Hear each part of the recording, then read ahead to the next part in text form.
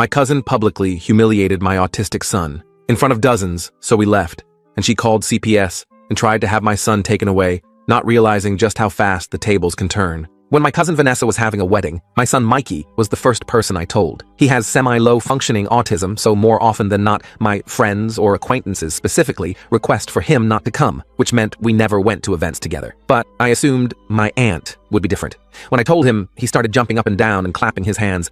"Really, Daddy? Really? I can go?" When I exclaimed an enthusiastic "YES," he jumped into my arms and we twirled around. One symptom of his autism is that he is quite easily joyed by the little things in life. So as we made our way to the wedding rehearsal, I made sure to prep Mikey on wedding manners. Don't talk during the ceremony. Try to be quiet. It's the bride's day, not ours, etc. He seemed pretty attentive, so I thought all would be okay. But we were halfway through the practice ceremony when Mikey started smiling really hard. He only does this when he's really happy about something. So I squeezed his hand tight as if to say, "I'm happy too." But we stayed completely silent, like radio silent. But when Vanessa made it to the top of the aisle, she screeched, "Excuse me? What is he doing here?" My heart dropped, and I turned to Mikey, who was still smiling, not knowing she was talking about him. No one else said anything, but instead of just continuing the ceremony and focusing on her wedding, Vanessa turned to her groom and screamed like a banshee, "I thought you told him not to come." By this point, she was pointing straight at Mikey, and he started tearing up. The audience was silently whispering, and I even caught sight of a few looks of disgust towards her. Unfortunately, they were the minority, because most of the audience were nodding their heads in agreement, as if it was the most disgraceful thing they'd ever seen. I wanted to yell at Vanessa,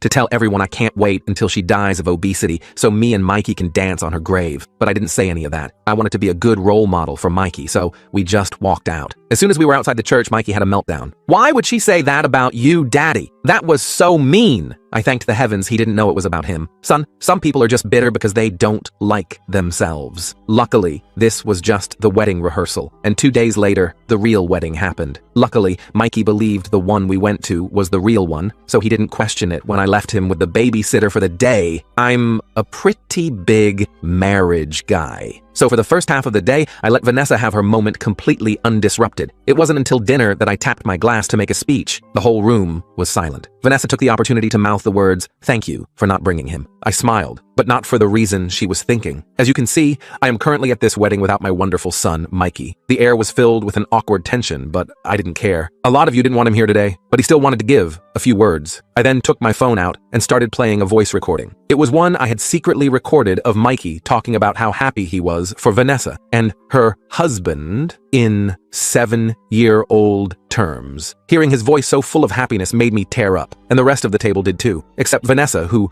looked so angry I thought she was about to explode. Still, she cheers